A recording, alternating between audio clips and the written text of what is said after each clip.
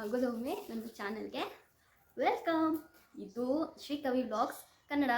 ನಾನಿವತ್ತು ನನ್ನ ವೈಯಕ್ತಿಕ ಜೀವನದ ಕೆಲವೊಂದು ಘಟನೆಗಳನ್ನ ನಿಮ್ಮ ಮುಂದೆ ಹಂಚ್ಕೊಳ್ಳೋಣ ಅಂತ ಬರ್ತಾ ಇದ್ದೀನಿ. ಯಾವ ವಿಷಯದ ಬಗ್ಗೆ ಹೇಳ್ತಿದ್ದೀನಿ ಅಂದರೆ, ಆ್ಯಕ್ಚುಲಿ ಇವತ್ತು ಡೇಟ್ ಬಂದು ಏಪ್ರಿಲ್ 28, 2024. ಈ ಡೇಟ್ಗೂ ನನಗೂ ಒಂದು ರೀತಿ ಅವಿನಾಭಾವ ಸಂಬಂಧ ಇದೆ. ಏನಪ್ಪ ಅಂದರೆ, ಲಾಸ್ಟು 3 years ಬ್ಯಾಕ್ ಅಂದರೆ 28/4/2021 ನನ್ನ ಹಸ್ಬೆಂಡ್ ನನ್ನ ಫಸ್ಟ್ ಟೈಮ್ ನೋಡೋದಕ್ಕೆ ಬಂದಿದ್ದು. ನಮ್ಮದು ಪ್ಯೂರ್ ಕಂಪ್ಲೀಟ್ ಅರೇಂಜ್ ಮ್ಯಾರೇಜ್. ಅದು ಯಾವ ರೀತಿ ಆಯಿತು ಅನ್ನೋದನ್ನ ನಾನು ನಿಮ್ಮ ಹತ್ರ ಶೇರ್ ಮಾಡ್ಕೊತೀನಿ. ಆ್ಯಕ್ಚುಲಿ ನಮ್ಮದು ಕಂಪ್ಲೀಟ್ ಅರೇಂಜ್ ಮ್ಯಾರೇಜು. ಮನೆಯವರು ನೋಡಿ ಒಪ್ಪಿ ಮಾಡಿರುವಂತಹ ಮದುವೆ. ಬಟ್ ಕೆಲವರಿಗೆ ಗೊತ್ತಿರೋದು ನಾವಿಬ್ಬರು ಲವ್ ಮಾಡಿ ಮದುವೆ ಆಗಿದ್ದೀವಿ ಅಂತ. ಆ್ಯಕ್ಚುಲಿ ಯಾಕೆ ಅಂದರೆ, ನಾವು ಆ ರೀತಿ ಅನಿಸೋ ರೀತಿಯೇ ಇದ್ದೀವಿ ಅನ್ನೋ ಕಾರಣಕ್ಕೋಸ್ಕರ ಆ ಥರ ಅನಿಸಿರಬಹುದು. ಆದರೆ ನಮ್ಮದು ಅರೇಂಜ್ ಮ್ಯಾರೇಜ್. ಯಾವ ರೀತಿ ಆಯಿತು ಅನ್ನೋದನ್ನ ನಾನು ನಿಮಗೆ ಹೇಳ್ತೀನಿ. ನಮ್ಮ ಮನೆಯವರು ಅಂದರೆ ನನ್ನ ಗಂಡ ನನ್ನನ್ನು ನೋಡೋಕೆ ಬಂದಿದ್ದು 28/4/2021. ಅವತ್ತಿಗೆ ಅವರು ಬಂದಿದ್ರಲ್ಲಿ ಅಂದರೆ ಆ ದಿನಕ್ಕೆ ಐದನೇವರು ನಮ್ಮ ಸಿರಿಯವರು ಬಂದಿದ್ದು.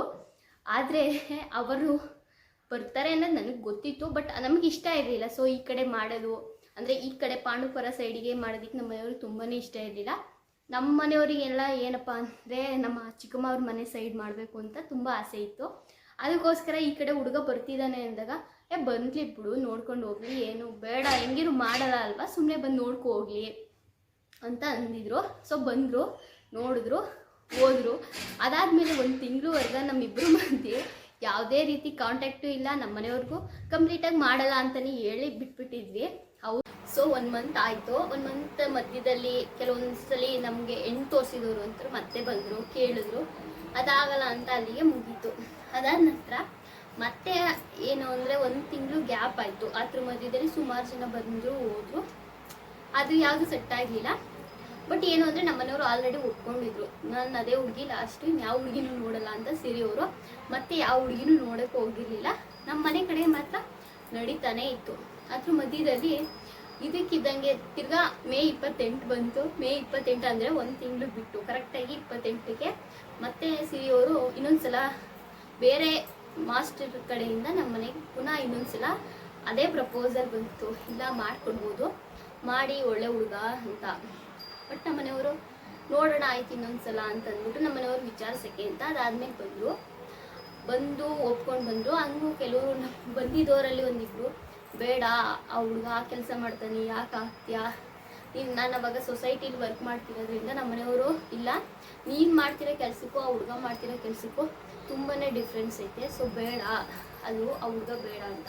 ನಮ್ಮ ಚಿಕ್ಕಪ್ಪ ಇನ್ನೊಂದು ಮಾತಂದ್ರು, ನೀನು ಕೆಲಸ ನೋಡ್ಕೊಂಡು ಹೋಗ್ತೀನಿ ಅಂದರೆ ನೆಮ್ಮದಿಯಾಗಿರೋದಕ್ಕಂತೂ ಆಗಲ್ಲ, ನೀನು ನೆಮ್ಮದಿ ಬೇಕು ಅಂದರೆ ಈ ಹುಡುಗನಾಗು, ಇಲ್ಲ ಬೇಡ ನಾನು ಐಷಾರಾಮಿಯಾಗೆ ಬದುಕಬೇಕು, ನನಗೆ ಕೆಲಸ ಮಾಡ್ಕೊಂಡಿರೋಕ್ಕಾಗಲ್ಲ, ನನ್ನ ಸೆಟಲ್ ಲೈಫ್ ಬೇಕು ಅನ್ನೋದಾದರೆ ನಿನ್ನ ಲೈಫಲ್ಲಿ ಏನೇ ಹೆಚ್ಚು ಕಮ್ಮಿ ಆದರೂ ನಾವು ಜವಾಬ್ದಾರ ಅಲ್ಲ, ಈ ಹುಡುಗನ ಮೇಲೆ ನಮಗೆ ನಂಬಿಕೆ ಐತೆ, ಆಗಬಹುದು, ಆರಾಮಾಗಿ ಆಗಪ್ಪ ಅಂತ ಅಂದರು.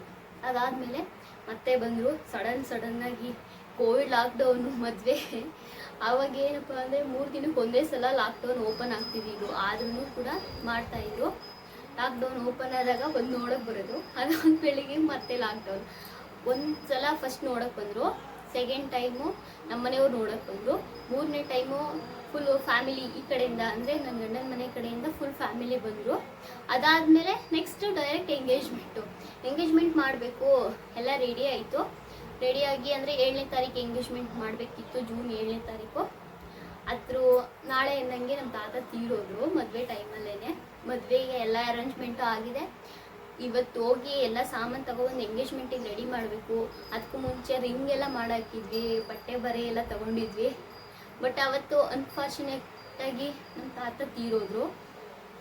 ಆದರೆ ಆ ಟೈಮಲ್ಲಿ ಮದುವೆ ಮಾಡೋಕ್ಕಾಗಲ್ಲ ಅಂತ ಅಂದ್ಬಿಟ್ಟು ಏನು ಮಾಡಿದ್ರು ಅಂದರೆ, ನಮ್ಮ ತಾತ ಅಂದರೆ ನಮ್ಮ ತಾಯಿ ತಂದೆ, ಸೊ ಮಾಡ್ಬೋದಿತ್ತು, ಆರಾಮಾಗಿ ಮಾಡ್ಬೋದು, ಹೆಣ್ಮಕ್ಳು ಮದುವೆ ಮಾಡಿದ್ರು ತುಂಬ ಒಳ್ಳೇದಂತೆ ಅಂತ ಅಂದ್ಬಿಟ್ಟು ಎಲ್ಲ ರೆಡಿ ಆಯಿತು. ಮಾಮೂಲಿ ಕಾರ್ಯ ಎಲ್ಲ ಮುಗಿದು ಒಂದು 11 ದಿನಕ್ಕೆ ಕಾರ್ಯ ಆಯಿತು. ಕಾರ್ಯ ಆದ 2 ದಿನಕ್ಕೆ ಮತ್ತೆ ಎಂಗೇಜ್ಮೆಂಟು. 18th ಎಂಗೇಜ್ಮೆಂಟು, 21ಕ್ಕೆ ಮದುವೆ, 18ಕ್ಕೆ ಎಂಗೇಜ್ಮೆಂಟು, 21ಕ್ಕೆ ಮದುವೆ. ಸಡನ್ ಎಲ್ಲ ಏನು ಅಂದರೆ, ನಾನು ನನ್ನ ಗಂಡ ಒಂದು ಸಲ ಮಾತ್ರ ಮೀಟ್ ಮಾಡಿದ್ದೀವಿ ನಾವು ಮದುವೆಗಿಂತ ಮುಂಚೆ. ಅಂದರೆ ಎಂಗೇಜ್ಮೆಂಟು ಮದುವೆ ಎಲ್ಲದಕ್ಕೂ ಮುಂಚೆ 1 ಸಲ ಮೀಟ್ ಮಾಡಿದ್ವಿ. ಅಂದರೆ ಏನಕ್ಕೆ ಅಂದರೆ, ನಾವು ಬಟ್ಟೆಯನ್ನು ಹೊಲಿಯೋದಕ್ಕೆ ಅಂದ್ಬಿಟ್ಟು ಇಲ್ಲಿ ನನ್ನ ಗಂಡನ ಮನೆ ಕಡೆಯವರಿಗೆ ಕೊಟ್ಟಿದ್ದು. ಸೊ ಈಸ್ಕೊಳ್ಳೋಕ್ಕೆ ಅಂತ ಬಂದಾಗ ಒಂದೇ ಸಲ ಮಾತ್ರ ಮೀಟ್ ಮಾಡಿದ್ವಿ. ನನಗೆ ಏನು ಅಂದರೆ ನನಗೆ ಆ್ಯಕ್ಚುಲಾಗಿ ಯಾಕೆ ಮದುವೆನೇ ಬೇಡ, ಈಗ ಸದ್ಯಕ್ಕೆ ಮದುವೆ ಬೇಡ, ತೀರೋಗಿದ್ದಾರೆ, ಈ ಕಡೆ ಒಂದು ಕಡೆ ಖುಷಿ ಪಡಲ ದುಃಖ ಪಡಲ ಎರಡೂ ಮಧ್ಯೆ ಮಿಕ್ಸ್ ಆಗಿ ಏನೂ ಗೊತ್ತಾಗ್ತಿರ್ಲಿಲ್ಲ. ಏನಿದು ಎಲ್ಲರ ಜೀವನದಲ್ಲೂ ಮದುವೆ ಅಂದರೆ ತುಂಬ ಸಂಭ್ರಮ ಬರುತ್ತೆ, ತುಂಬ ಖುಷಿ ಇರುತ್ತೆ. ಬಟ್ ನನ್ನ ಲೈಫಲ್ಲಿ ಏನು ಅಂದರೆ ನಾನು ಆ ಖುಷಿನ ಅನುಭವಿಸ್ಬೇಕಾ, ಇಲ್ಲ ನನ್ನ ತಾತ ತೀರೋಗಿರೋ ನೋವನ್ನ ಪಡಬೇಕು, ಏನೂ ಗೊತ್ತಾಗ್ತಾನೆ ಇರಲಿಲ್ಲ. ಯಾಕಂದರೆ ನನ್ನ ಪೂರ್ತಿ ಜವಾಬ್ದಾರಿಯನ್ನು ತಗೊಂಡಿದ್ದು ನನ್ನ ತಾತನೇ. ಅವರೇ ಸಾಕಿ ಬೆಳೆಸಿದ್ದು, ಚಿಕ್ಕ ವಯಸ್ಸಿಂದನೂ ಸಾಕಿ ಬೆಳೆಸ್ತವ್ರು ಒಂದು ಕಡೆ. ಆದರೆ ಈಗ ಮತ್ತೆ ಹೊಸ ಜೀವನಕ್ಕೆ ಕಾಲಿಡಬೇಕಾದವ್ರು ಒಂದು ಕಡೆ. ಆ್ಯಂಡ್ ಇನ್ನೊಂದು ಏನಂದರೆ, ನಾನು ಮದುವೆನ ಈ ಹುಡುಗನ್ನೇ ಆಗಬೇಕು ಅಂತ ಡಿಸೈಡ್ ಮಾಡೋದಕ್ಕೆ ಇನ್ನೊಂದು ಕಾರಣ ಅಂದರೆ, ನಮ್ಮ ತಾತ ಸಾಯಕ್ಕಿಂತ ಮುಂಚೆ ಅಂದರೆ ಸಿರಿಯವ್ರು ನನ್ನ ನೋಡೋಕೆ ಬಂದಾಗ ಅವ್ರು ಹೇಳಿದರು, ನೀನು ಬೇರೆ ಯಾವ ಹುಡುಗನೂ ಆಗಬೇಡ, ಇವನಷ್ಟು ಅವ್ರು ಯಾರೂ ನಿನ್ನನ್ನು ಚೆನ್ನಾಗಿ ನೋಡ್ಕೊಳ್ಳೋಕೆ ಸಾಧ್ಯನೇ ಇಲ್ಲ, ಈ ಹುಡುಗನ್ನೇ ಆಗಬೇಕು ನೀನು ಅನ್ನೋ ಒಂದು ಮಾತನ್ನ ಹೇಳಿದರು. ಸೊ ಅದಕ್ಕೋಸ್ಕರ ನಮ್ಮ ಮನೆಯವರೆಲ್ಲ ತಾತನ ಕೊನೆ ಆಸೆ ನೀನು ಆಗಲೇಬೇಕು ಅನ್ನೋ ಇದಕ್ಕೋಸ್ಕರ ಮದುವೆ ಮಾಡಿದ್ರು, ಒಪ್ಕೊಂಡ್ರು, ಎಲ್ಲ ಮುಗೀತು. ಸದ್ಯಕ್ಕೆ ಈಗಂತೂ ತುಂಬಾ ಖುಷಿಯಾಗಿದ್ದೀನಿ. ಇದಿಷ್ಟು ನನ್ನ ಮದುವೆಯ ಒಂದು ಸ್ಟೋರಿ. ಮೋಸ್ಟ್ಲಿ ಮದುವೆ ಸ್ಟೋರಿ ಎಲ್ಲರದ್ದು ಅರೇಂಜ್ ಮ್ಯಾರೇಜ್ ಸ್ಟೋರಿಗಳು ಇದೇ ಥರ ಇರ್ತವೆ. ಬಟ್ ನನ್ನ ಮದುವೆ ಸ್ಟೋರಿ ಬಂದು ಒಂದು ಕಡೆ ದುಃಖ, ಒಂದು ಕಡೆ ಖುಷಿ, ಇನ್ನೊಂದು ಕಡೆ ಲಾಕ್ಡೌನು, ಏನು ದಿನಸಿ ತಗೊಳಕ್ಕಾಗಲ್ಲ, ರೇಷನ್ ತಗೊಳಕ್ಕಾಗಲ್ಲ, ಸರಿಯಾಗಿ ಓಡಾಡೋಕ್ಕಾಗಲ್ಲ. ಅಯ್ಯಪ್ಪ ಸಾಕು ಅನ್ನೋಂಗಿತ್ತು. ಐಷಾರಾಮಿ ಇಲ್ಲಿ ಸಾಮಾನ್ಯವಾಗಿ ಮದುವೆ ಆಗೋದಕ್ಕೂ ಆಗಲಿಲ್ಲ. ನಮ್ಮ ಮದುವೆ ದಿನ ಫೋಟೋಸ್ ತಗೊಳ್ಳೋದಕ್ಕೂ ಆಗ್ತಿರ್ಲಿಲ್ಲ. 8 ಗಂಟೆಗೆ ನಾವು ಮದುವೆ ಮುಗ್ದೋಗ್ಬಿಡ್ಬೇಕು ಬೆಳಿಗ್ಗಿನ ಜಾವ. ಆದ್ರೂ ಏನಂದರೆ ವಯಸ್ಸಾಗಿರೋರು ಕೂಡ 8 ಗಂಟೆಗೆ ಮದುವೆ ಮುಗಿಸ್ಕೊಂಡು ವಾಪಸ್ ಬಂದ್ಬಿಡ್ಬೇಕಿತ್ತು. ಆ ಥರ 50 ಜನದ ಮೇಲೆ ಸೇರಿಸೋ ಥರ ಇರಲಿಲ್ಲ.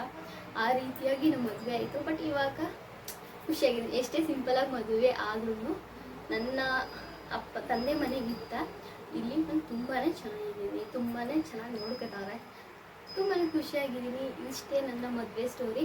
ಈ ವಿಡಿಯೋ ನಿಮಗೆ ಇಷ್ಟ ಆಗಿದೆ ಅಂತ ಅಂದ್ಕೋತೀನಿ. ಇದನ್ನು ಯಾಕೆ ಹೇಳ್ಕೋಬೇಕು ಅಂತ ಅನಿಸಿತು ಅಂದರೆ, ನನ್ನ ಮನಸ್ಸಿನ ಖುಷಿಗೋಸ್ಕರ ನಾನು ಹೇಳ್ಕೊಂಡಿದ್ದು. ಬಟ್ ಹೇಳ್ಕೊಳ್ಳೋವಂಥ ಏನು ದೊಡ್ಡ ಕಥೆಯೂ ಅಲ್ಲ ಅಂತ ನನಗೆ ಗೊತ್ತು. ಆದರೆ ಏನಪ್ಪ ಅಂದರೆ, ನನ್ನ ಒಂದು ಖುಷಿ ಈ ಟೈಮಲ್ಲಿ ಇದನ್ನು ಹೇಳ್ಕೊಂಡ್ರೆ ಚೆನ್ನಾಗಿರುತ್ತೆ, ನಮ್ಮ ಮದುವೆ ದಿನಗಳನ್ನ ನೆನಪಿಸ್ಕೊಂಡ್ರೆ ತುಂಬ ಚೆನ್ನಾಗಿರುತ್ತೆ ಅನ್ನೋದಕ್ಕೋಸ್ಕರ ನಾನು ಈ ವಿಡಿಯೋನ ಮಾಡಿದ್ದೀನಿ. ನಿಮ್ಗೆ ಇಷ್ಟ ಆದರೆ ದಯವಿಟ್ಟು ಲೈಕ್ ಮಾಡಿ, ಶೇರ್ ಮಾಡಿ, ಕಮೆಂಟ್ ಮಾಡಿ. And thank you so much.